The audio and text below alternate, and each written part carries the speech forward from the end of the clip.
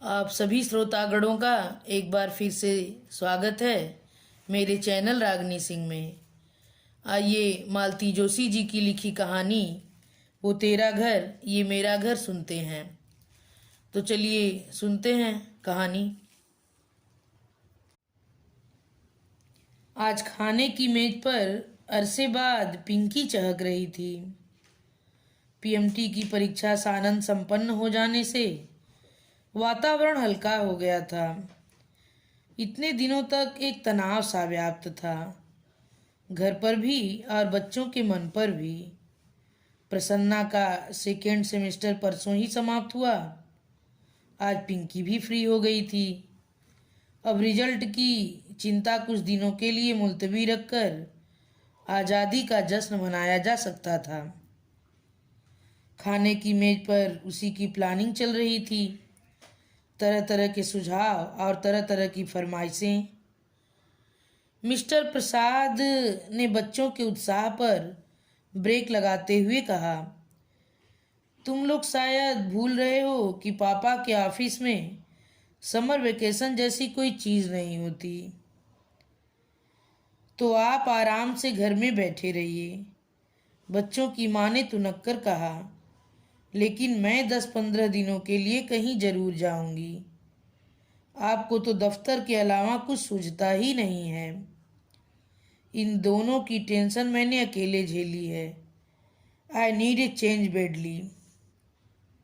मैं सोच रहा था, मिस्टर प्रसाद ने झिझकते हुए कहा और चुप हो गए। क्या सोच रहे थे आप? अब कह भी डालिए। यही कि इस शनिवार इतवार सागर जाकर बाबूजी को लिवा लाता। ओ नो, बच्चों ने कोरस में कहा। तो माँ ने उन्हें आंखों से डपट दिया और बोली, इतनी जल्दी? जल्दी कहाँ, उन्हें गए 2 महीने से ऊपर हो गए हैं। इतने दिन वे बेटी के यहाँ कभी रहे हैं? क्या पापा, आप भी बेटा बेटी करने लगे हैं? ये सब फिजूल की बातें हैं। अपने लिए होंगी, पर बाबूजी तो पुराने डर्रे के व्यक्ति हैं। उनके लिए ये बातें बहुत महत्व रखती हैं। अब इस उम्र में यह आशा करना कि वे अपनी सोच बदल देंगे बेकार है। यह तो ठीक है कि माया की स्वतंत्र गृहस्थी है, इसीलिए वे 2 महीने वहाँ टिक भी गए।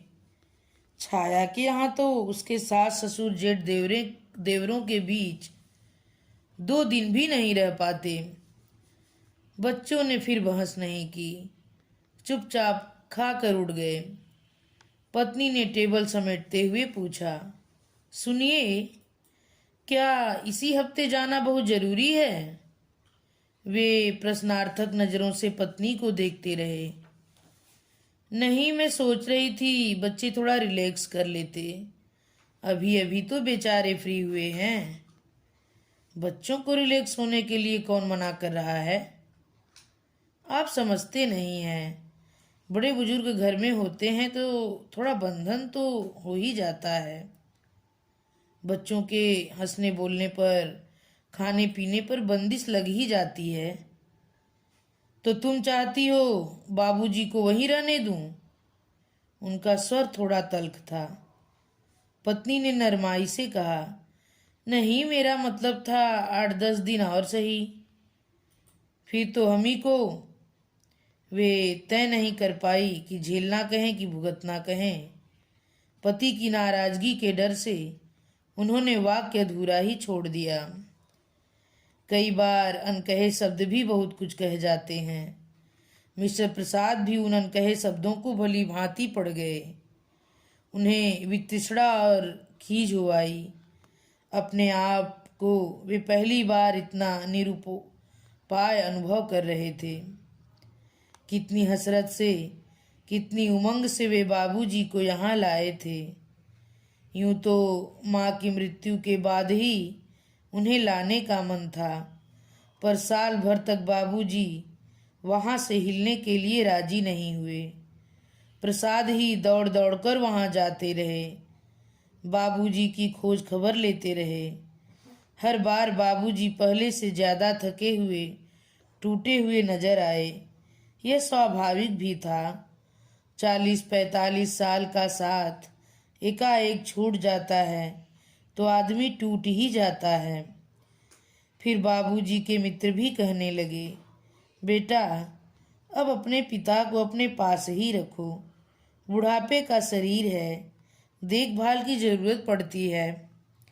माँ की बरसी के बाद बाबूजी की एक नहीं सुनी गई। जिद करके वे लोग उन्हें अपने साथ भोपाल ले आए। बेटे के साथ साथ बहू और बच्चों ने भी बहुत मनुहार की थी, तभी वे राजी हुए थे। पर बहुत जल्दी ही एहसास होने लगा कि स्वागत का यह भाव धीरे धीरे तिरोहित होने लगा है। यूं तो बाबूजी बहुत शांत प्रकृति के जीव हैं। उनकी जरूरतें भी बहुत थोड़ी सी हैं। इधर उधर दखल अंदाजी करने की आदत भी नहीं है। फिर भी वे हाड़ मांस के जीव तो हैं। घर में उनकी उपस्थिति महसूस की ही जाती थी। सबसे बड़ी समस्या थी सोने की।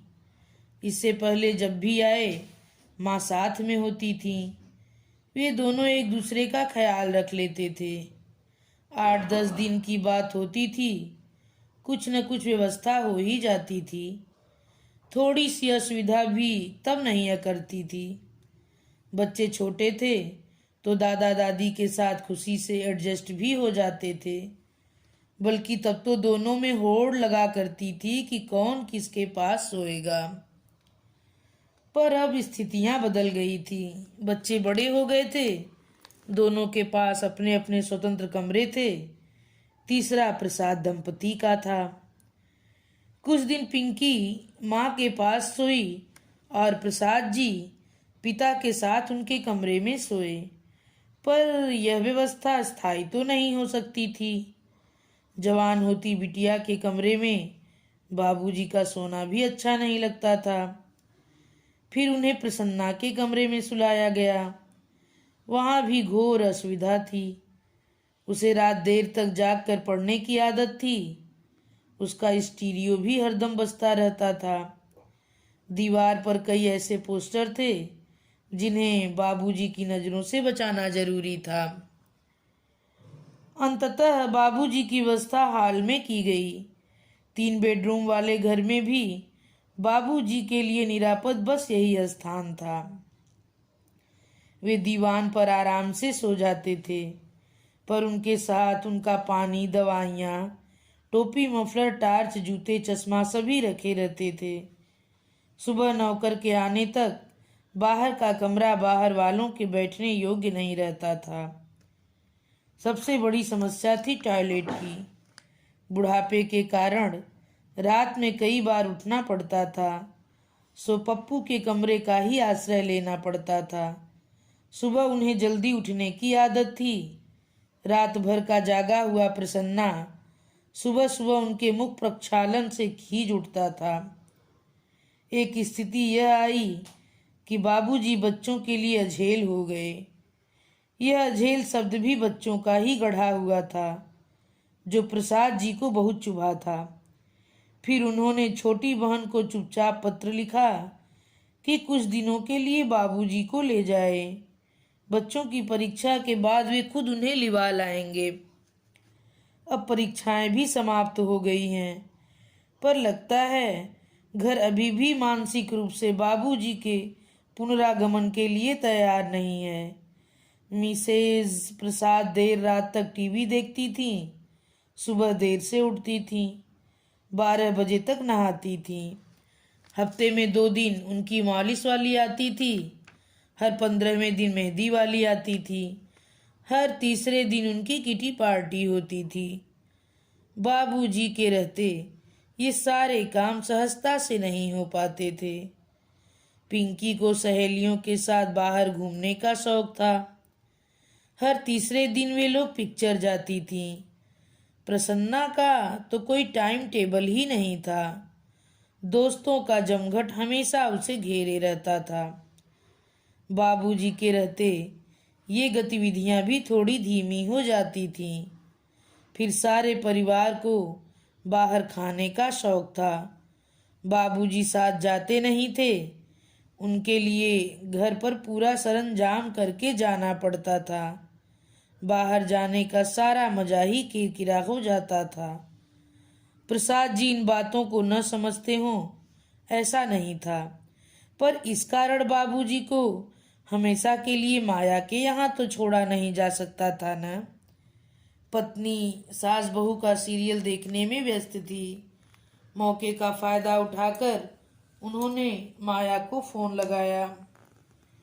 वे हर 10-15 दिन बाद फोन करके बाबूजी की कुशल क्षेम पूछ लेते थे, पर उन्होंने बाबूजी से बात कभी नहीं की। उन्हें डर लगता रहता कि कहीं उन्होंने आने की जिद पकड़ ली तो वे मना नहीं कर पाएंगे। फोन माया के पति सुरेश ने उठाया था। कुशल क्षेम के बाद प्रसाद जी ने कहा, मैं अगले रविवार आ रहा हूँ, बाबूजी से कहिए तैयार रहें। भाई साहब, आपको माया ने बताया नहीं क्या? बाबूजी तो कब से चले गए। चले गए? कहाँ? उन्हें लगा कि आवाज कुछ ज्यादा ही ऊंची हो गई है। उन्होंने चोर नजरों से पत्नी की ओर देखा। वह सीरियल में खोई हुई थी। उन्होंने अपनी आवाज यथाशक्ति धीमी करते हुए कहा, कहाँ चले गए? अपने घर जौरा। मैं खुद ही तो छोड़ आया था। हाँ, शायद बाबूजी ने मना किया था, इसीलिए माया ने आपको बताया नहीं होगा। वे कुछ देर के लिए स्तब्ध रह गए।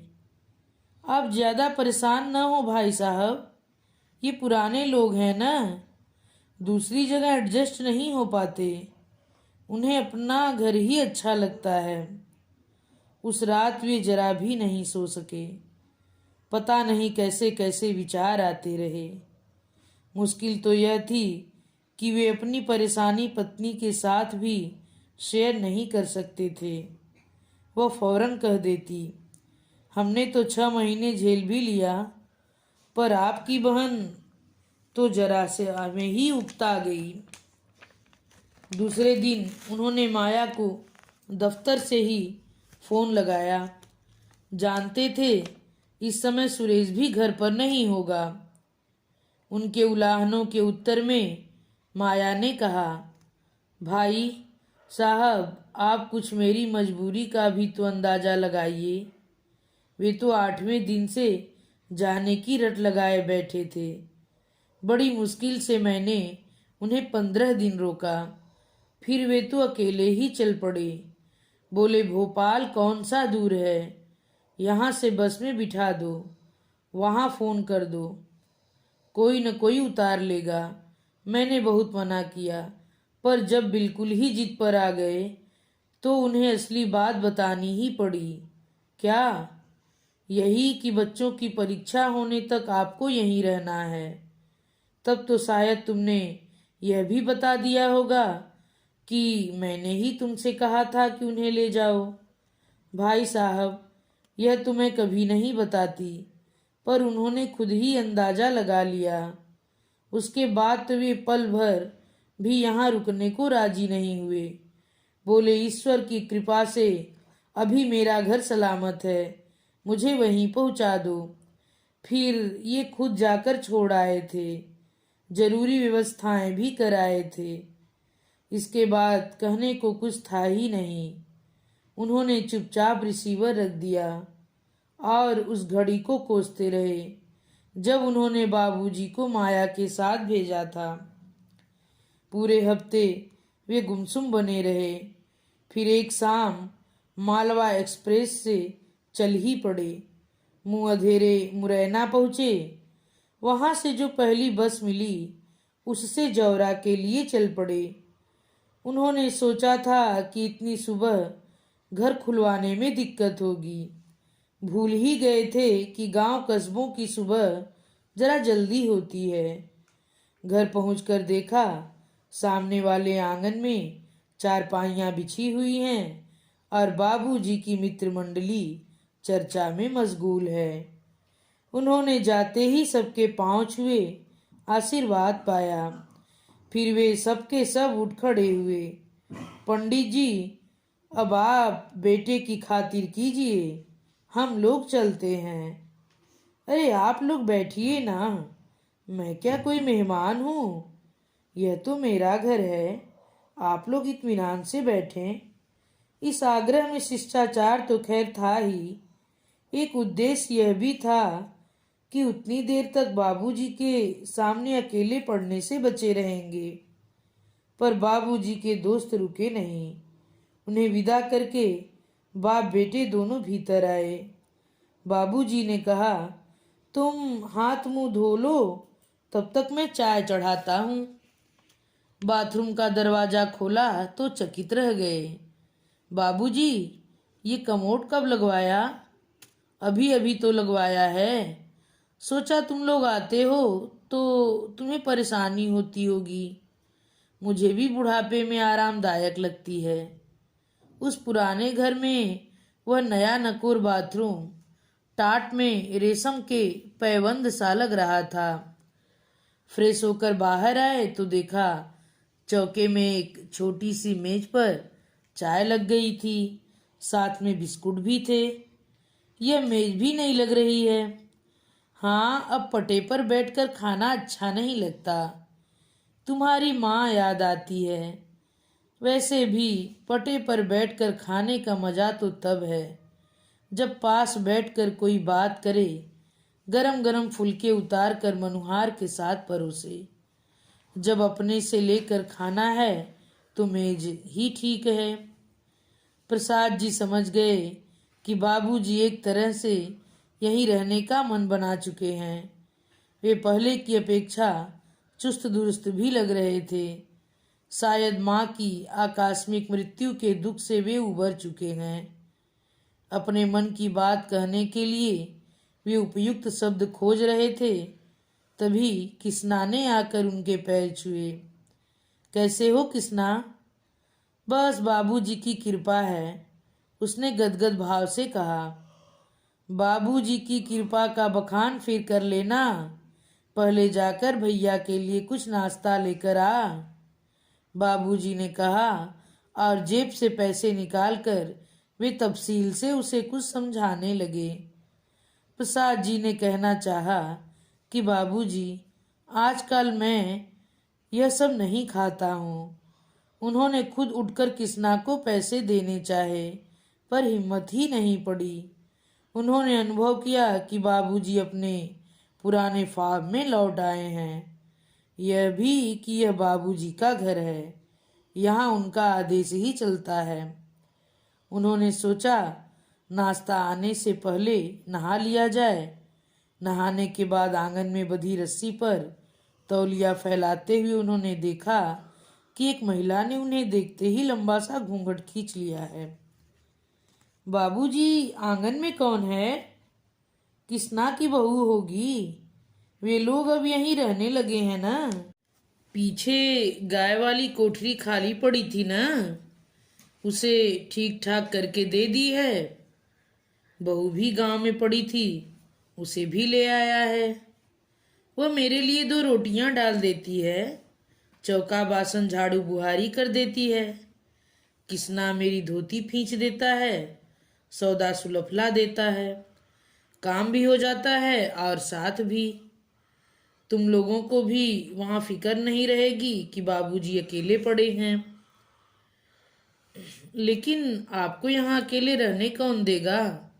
मैं तो आपको ले जाने के लिए आया हूँ। मुझे लाने ले जाने की जरूरत नहीं है बेटा, मेरी जब मर्जी होगी चला आऊँगा। पर जब तक मेरे हाथ पांव चल रहे हैं मुझे यहीं रहने दो। यहाँ मेरे दोस्त अहबाब हैं, नाते रिश्तेदार हैं, पास पड़ोस है। दरवाजे पर खड़ा भी हो जाता हूँ तो 10 लोग जय राम जी करते निकल जाते हैं। वहाँ तो समय काटे नहीं कटता। दिन भर छत की कड़ियाँ गिनता रहता हूँ। बात करूँ भी तो किससे? तुम सब लोग अपने अपने काम में मसरूफ रहते हो। अब इस उम्र में मुझसे ज्यादा पढ़ना लिखना भी नहीं होता। बाबूजी की बात एकदम सही थी। उसका कोई तर्क संगत उत्तर प्रसाद जी सोच रहे थे कि बाबूजी ने कहा, एक बात और है बेटा, तुम्हारी माँ तो नहीं रही, पर जब तक मैं हूँ तब तक तो लड़कियों का पीहर बना रहे। कभी उनका मन हुआ तो आने कोई घर तो हो। क्या वे लोग मेरे घर नहीं आ सकती? उन्होंने कहना चाहा, पर अपनी बात का खोखलापन खुद ही उनकी जबान पर ताला लगा गया। उन्हें याद आया कि जब जब बहनों को बुलाना चाहा, घर में समस्याओं का एक अंबार उठ खड़ा हुआ। बाबूजी अपनी रव में कहे जा रहे थे, माँ के पीछे बेचारी जब भी आई हैं खुद ही खटती रही हैं। अब यह किसना की बहू आ गई है तो थोड़ा हाथ बटा देगी, कुछ तो सहारा हो जाएगा। प्रसाद जी ने विषयांतर करते हुए कहा, बाबूजी, आपने इस छोकरे को जगह दे तो दी है, बाद में कहीं लफड़ा ना हो जाए। कैसा लफड़ा? बाद में अगर इसने जगह खाली करने से इनकार कर दिया तो? बाद में मतलब? प्रसाद जी शर्म से गड़ ही गए। अपनी व्यग्रता में उन्हें याद ही नहीं रहा कि वे क्या कह रहे हैं। बाबूजी ने लेकिन इसे बड़े सहज भाव से लिया। बोले, उसकी चिंता अभी से क्यों? बाद में तो किसी को यहाँ रहना नहीं है, मकान तो बेचना ही है। जो भी खरीदेगा वही किसना से भी निपट लेगा। अपनी शर्म से अब तक नहीं उबर पाए थे और बाबूजी ने जैसे स्पष्ट ही उस ओर संकेत कर दिया। इसलिए अपनी सफाई सी देते हुए प्रसाद जी बोले, बाबूजी, घर बेचने की बात तो मेरे मन में कभी उठी ही नहीं। मैं अभी की बात नहीं कर रहा हूँ बेटे, अभी मेरे रहते तो कोई सवाल ही नहीं उठता। मेरे लिए यह सिर्फ ईंट-गारे की इमारत नहीं है, मेरा मानसिक संबल है यह। पर मेरे पीछे तो इसे निकालना ही पड़ेगा। रखकर करोगे भी क्या? प्रस्ताव तो अभी से आ रहे हैं। भोपाल जाने से पहले तो इतनी अच्छी ऑफर आई थी कि क्या बताऊं, बड़ी मुश्किल से अपने को रोक पाया। ये तो कहो कि ईश्वर ने ही सद्बुद्धि दे दी थी, नहीं तो मेरी फजीहत ही थी। अंतिम बात कहते कहते बाबूजी का स्वर भर्रा गया था। इतनी देर से प्रसाद जी के मन में जो बात खदक रही थी उसे कहने का भी यही मौका था। उन्होंने बिना किसी भूमिका के कह ही डाला, बाबूजी, आप माया के यहाँ से उस तरह जिद करके चले आए, यह अच्छा नहीं किया। जानते हैं, मैंने अब तक यह बात आपकी बहू को भी नहीं बताई है। वह तो यही सोचेगी न कि माया अपने बाबूजी को महीना भर भी नहीं रख सकी। यह तुमने बहुत अच्छा किया, बहन को कटघरे में खड़ा होने से बचा लिया। और अब तुमने बात उठाई है तो मुझे भी कह लेने दो। अगर कोई परेशानी थी तो मुझसे कहना था, उस लड़की को इस प्रपंच में क्यों डाला?